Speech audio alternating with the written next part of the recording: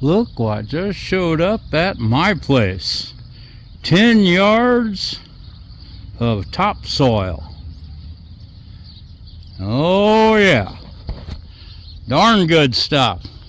See what we got here. Oh yeah. Now, a lot of places when they say they're selling topsoil, they are. What they're doing is just digging it up from nice fertile ground and using that.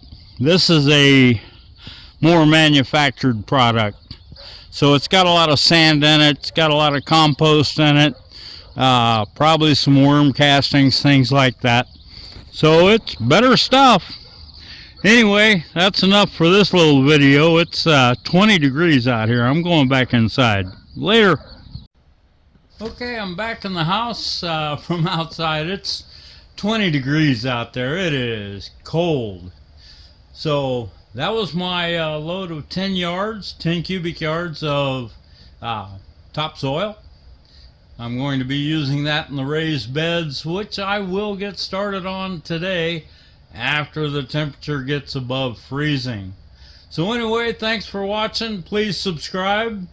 And there will be another video later on about the raised beds. See you then.